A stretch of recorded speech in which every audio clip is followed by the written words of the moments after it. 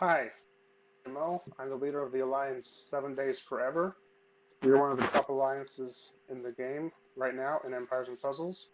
And I was asked to do an interview for KliN from Aggressive, one of our worthy opponents. And I was going to sit down with him and answer some questions. And here are the questions. Okay, thank you. Tell me, please, how long have you been playing Empires and Puzzles? I've been playing Empires and Puzzles since July 8th of 2017. Okay, and how did you get into SDF? Have you played in other alliances prior to SDF? I got into 7 Days Forever from Departed. Before that, I got into 7 Days Hunting when it was just getting formed at the end of 2017, beginning of 2018. I was there for a couple of weeks, then I got called up to Departed. Had a wonderful 9 months there, and then I got asked to take over 7DF chef, and here I am now. Okay, tell me, how many 5 stars, 4 stars, 3 stars heroes do you have? I have 39 maxed 5 stars, 56 maxed 4 stars, and 50 maxed 3 stars. Mhm. What is most interesting to you in a game? Titans, wars, raids, events, or tournaments? To me personally, as a player, wars are the most important and most interesting because that's the ultimate test of teamwork and working together to overcome your opponents. So that's kind of where our focus is in the alliance and where my focus is as a player. Mm-hmm. Okay, tell me please, do you still spend a lot of time in the game? I do spend a lot of time in the game. I farm a lot. I'm level 83 right now, so that takes a bit of farming to get to there. And I'm also the leader of my alliance, so I have to spend time dealing with issues that pop up, and I'm present in the game a lot. Mm-hmm. What are your favorite characters in the game today? What's your favorite rating? My favorite character is Thoth. I know a lot of people don't like him, but he was my first purple 5 star that I got Mm-hmm. max. I got him back in when he first came out in November of 2017. I maxed him over Sertana, and I don't regret it. He has minions, which are awesome, and he's also part of my favorite raid team, which is Panther, Cage, Thoth, Zim, and Gravemaker. Mm-hmm. Do you try to balance hero colors and roles when leveling?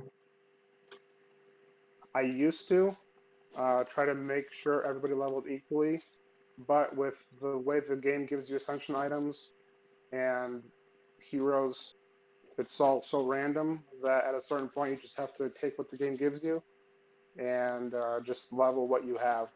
Right now, I'm just leveling heroes I like, because I'm at the Mm-hmm. point where I have 6 full war teams, and it's just easier to just do what's interesting to me now instead of trying to make sure everything's even. I see. Uh, are you a beta tester? I am, but I'm a bad beta tester because I don't really have time to do it justice as much as I should be. I'm pretty busy with leading the alliance and farming, so beta is uh, not as high on my list of priorities as it should. Mm-hmm. Did you like the second season of Atlantis and its heroes? And do you think the new heroes are preferable to the old heroes of 2017 to 2018? I did like the second season and the heroes. They are better than the old ones, but that's just how these games work. They keep releasing new heroes that are better than the old ones, because otherwise there's no point in chasing the new heroes if they're going to be the same or worse than the old ones. But I like this. I like the way they have it set up now with the Atlantis Rising with the increased mats. That's Mm-hmm. really awesome for the players to. It also helps with farming to get the mats quicker and the XP. It's a cool thing that they have going right. That's cool. Um, can you tell me what locations do you farm in the second season? I only farm the second season when it's Atlantis. I usually just farm 19.9 in the first season and 2311 with loot tickets because right now my goal is to get XP to level more, and that's the best XP to flag ratios for me because I auto farm 19.9 and that's just three stages of monsters. Mm-hmm. So it's quicker to auto farm through there. And then when I have extra loot tickets, I go to 2311 because it's still the best XP per flag before you count Atlantis. That's only 3 days a month, so Mm. What is your highest Titan damage? my highest Titan damage was 118,895 on a red 12 star. My team was Athena, Arthur, Alassi, Magni, and Tarlak. Oh, terrible. um, mm, can you tell me what do you expect from the game? Are you satisfied with the innovations like Season 2 and raid tournaments? They did. I do like all the new features. I just wish they were implemented a little bit better. Like the raid tournament matching is not great, and I know it's probably going to be a similar story like it was with the war match, and it took them a while to get that right. But in the end, they mostly did, at least for full alliances. So Mm-hmm. hopefully the raid tournaments are going to be just like that, and it'll just take some time for them to work the kinks out. I do wish they wouldn't rush new features in without making sure the old ones are working properly. But Mm-hmm. that's just the nature of the game, I guess, and we'll just have to deal with it. I see. Um, what advice would you give to beginning players, and what advice would you give to experienced players? For beginning players, don't spend unless you're sure that that's what you want to do, because there's a lot of things in this game that you can spend money on and be a total waste. And if you're not sure what you're doing yet, certain things are just not a very good investment, like skipping building times, usually not great. Um, Doing regular hero pulls, paying for the 1 to 3 star summons that you get for free every day. That's a horrible investment. Mm-hmm. So just ask around, be aware. There's plenty of people willing to help and answer questions. So just ask around and before you decide if you and you can play this game for free if you really want to. That's the beauty of it. It Mm-hmm. just takes you forever. So that's possible for experienced players. The I know I didn't do this for the longest time, but the biggest thing is troops Mm-hmm. because troops you take everywhere, to every raid, to every war, to every farming level that you do. Troops are really the backbone of the game for improving every hero that you use. So that's the best investment you can do for for your future as a player. Mm-hmm. Truth is very important. I agree. What's your favorite event and why? My favorite event was Guardians. As most of you know that have seen my avatar in the game, it's usually Guardian Jackal. Mm-hmm. I did get 5 Jackals max and have them up sometimes to brag. Um, they're very fast, which I liked when they came out. They were the very first very fast mana heroes, and at the time where I was playing, they would probably have been a good defense. Right now, where I Mm-hmm. am, not so good of a defense because when I forget and leave them up, I lose like 600 cups. Uh, you know, so it's not great, but it's still a cool team to have. I see. Mm. Is the hero you take to all Titans? Not all Titans, but I do take Tarlac to almost all the Titans, except for the Green Rares and the Purple Titans. I take Wu to those, and I'm working on Ranveer. I'm still deciding whether to max him or not, but he might be my new um, Titan hero. I still haven't decided. Mm-hmm. How do you feel about all features that have been implemented so far, and what else can be done to improve the game? There's they are trying to make things better. I just wish they would do simple like user interface things. Like for example, feeding heroes. If I have a bunch of feeders set up in my training camps, I want Mm. to be able to feed them all at once instead of having to collect them 10 at a time, 12 at a time, depending on how much spots I have open. It would be really awesome to have a way to just feed them all because you can take like 15, 20, 30 minutes transferring all that just to feed a hero when it really could be done with just a click of a button and make everything so much faster and streamlined. But those just minor things like that would make a big difference to the overall user experience and make everybody happier. Mm. Okay, next question is it time to introduce 6-star heroes and 5-star troops? Absolutely not. If they do make it, I'm probably going to quit because I spent, not just me, but everybody has spent so much time leveling these current heroes and troops that we have that if they make us get new ones, spend as much time leveling them, it's just not going to be worth it.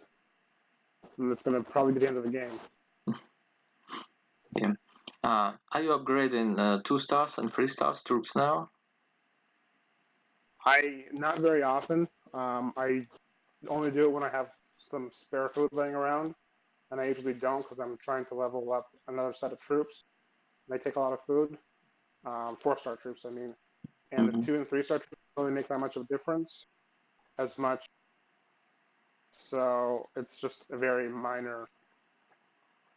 Mm-hmm. Do you think it was a good decision to introduce emblems? Yes, emblems are a great idea. They're basically the 6-star heroes in a different way, but a lot more flexible. So you can pick who you want to emblem. You can, for example, I emblem Thoth Mm-hmm. because he's my favorite hero, even though he's not the best choice in the class. There's probably better choices that I could have emblem, but since I like him, I figured I might as well give him the emblems and make him better. Mm-hmm. But overall, the emblems are a great idea. The only thing that isn't, people that have started now aren't Mm-hmm. going to catch up to the people that were playing when the emblems were introduced. So there's going to be a big gap there, but that's just the way the game is set up right now. Um, Next question. Do you think that loot has gotten worse recently? I don't think it's possible for loot to get worse. Loot has always been pretty bad in general.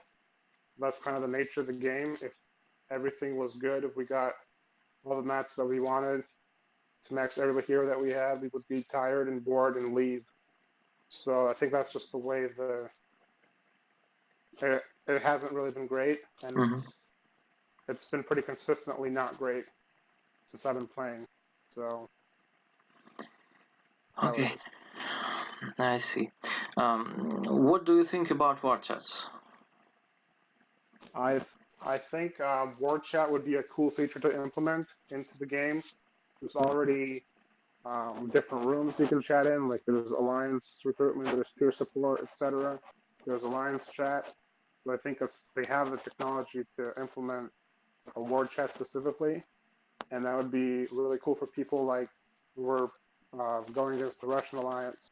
There's really no easy way to chat with them because they mostly use Telegram, they mostly use Line, so it's really annoying um, to share videos and coordinate things like that and just get to know our other players better that also play this game. So I think a world chat would be an awesome idea in game. And the second parts of my questions to you.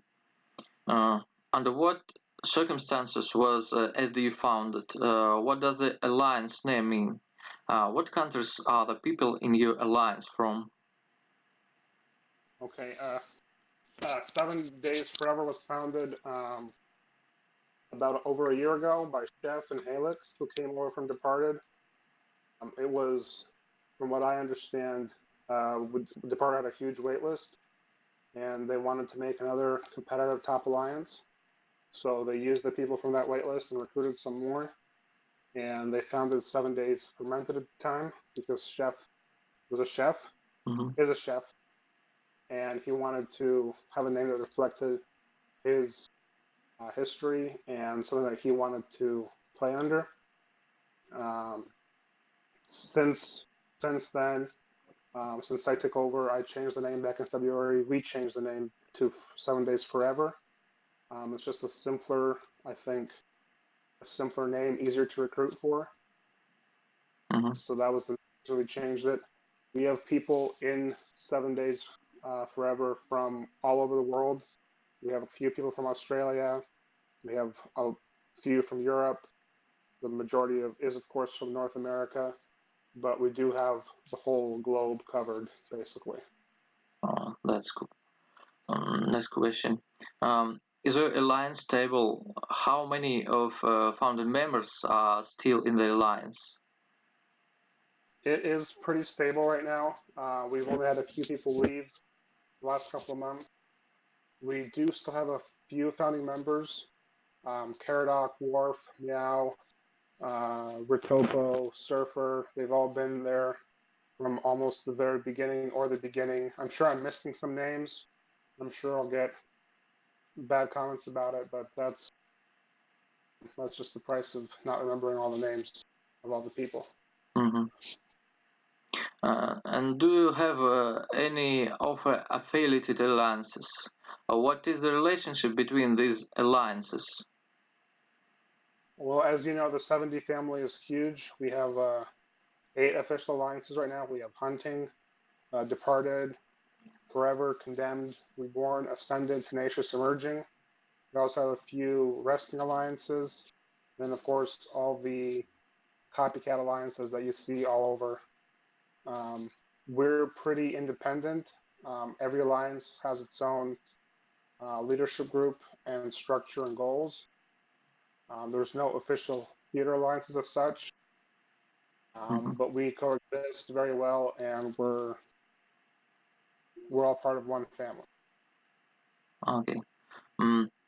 What are your entry requirements? Our current entry requirements are 25 max 5 stars, 35 max 4 stars or 375 stars, and also 23 plus level troops. Okay, I see. It's not bad. What are the distinctive features of your alliance? How do you think your alliance differs from others? We have a very specific sense of humor in the alliance. It's not for everybody. For example, I joke about my poor leadership all the time, but it's one of those things. It's like an inside joke for us. But it's a very close knit group, and I'm really proud of everybody in the alliance. And what is the strongest alliance you defeated in war? We most recently defeated Departed in war, this last war that we just had. We also defeated Crystal Palace recently. So this gives us wins against all the alliances that we face. Of course, Departed has won a lot more than we have against them. But we've won the most recent one, and that's what counts for me. How many total maxed 5-star heroes does your alliance have? I don't have an exact count. I know our lowest number is like 20. The average is about 25 to 30. So that's if you do the math, that's about 800, 900 for the whole alliance. Yeah, I see. Mm. What is the priority for your alliance? Titans, wars, cups, or events? The priority for our alliance is wars. We just recently switched to purple tanks back in May to get better at wars, and I think that's helped with our performance. Mhm. And that's where we're going to focus in the future is just staying on top in wars and making sure we win and open that war chest. I see. Do you expect 14 stars Titans soon? How did you deal with them when they were in the game previously? They won't be coming soon, I don't think, by the end of the year, maybe, but they have to give us time to build the Hunter's Lodge, get the harpoons going, get the other items researched and going. When they were in the game previously, they were a real big drag on item usage, Mhm. and the heroes weren't there. But now with the emblems and the new items, we should be able to do pretty well against them. A lot better than we used to back when they came out last year. I see. Mm. Do you track changes in the game? Are there any beta testers in your alliance? We do have a few beta testers. They're very good at their jobs. They don't tell us anything they're not supposed to. But we do keep track of um, announcements and changes that are going to be happening. We try to plan them for both hero ascension choices, uh, things like that. We try to make sure we have a good idea of what's coming up next to give us the best chance of success as a group. Mhm. Uh, does the alliance leadership dictate hero leveling choices? We advise about hero leveling. Unfortunately, I can't make everybody max off as much as I would want to, Mhm.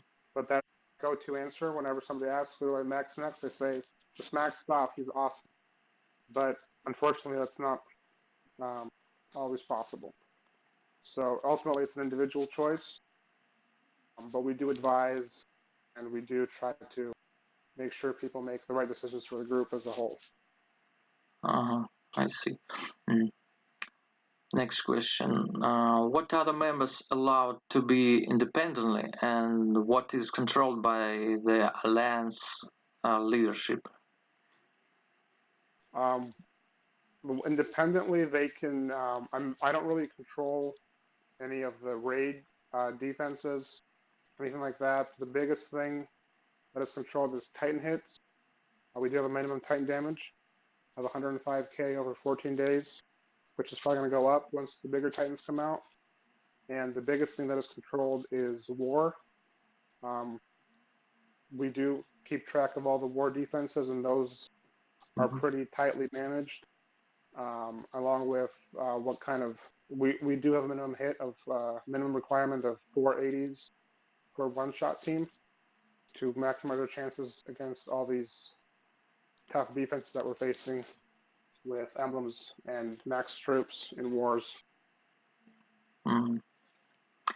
How often do arguments happen, and what are they about? How do you resolve them? Well, we do argue a lot about emoji usage. Nobody else thinks, in my opinion, on emojis good. I don't like them, so I try to tell people not to use them, but everybody just ignores me and does it anyway. On a serious note, we do argue about there's some issues sometimes about Titans, especially rare Titans, when people go over the mark for B loot. But that's just the nature of Titans right now that we're just at a very good place in Alliance and we're able to take them down so fast that we're really just victims of our own success in that sense. That's a good problem to have. Mhm. But we don't have any serious arguments. Most of that is most of those just little minor things here and there that pop up in any group of people. But we do resolve them quickly. Keep on playing. Are there any big changes planned for your alliance? Not really. I keep trying to push my no emoji plan, like I answered in the previous question, but nobody else seems to want to get in line with that. So it's just an alliance full of emojis at this point. Mm-hmm. What have you changed in SDEF since you became its leader? Well, I changed the name from Fermented to Forever. Um, I did I did try to instill a sense of responsibility and the rules applying to everybody equally, because that's really what it's what it's about is consistency and responsibility. Everybody should follow the same rules no matter what. Otherwise, things fall apart. So that's really my leadership philosophy is be consistent and we will all succeed together. Okay, that's all the questions I have to you. Thanks for this interview, for your answers, and see you. You can tell some words to our listening players.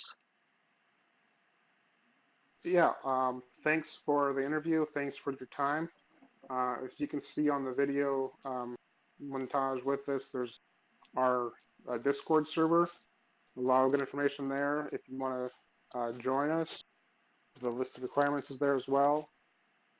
So just have fun, and I'll see you around the game. Okay, bye everybody.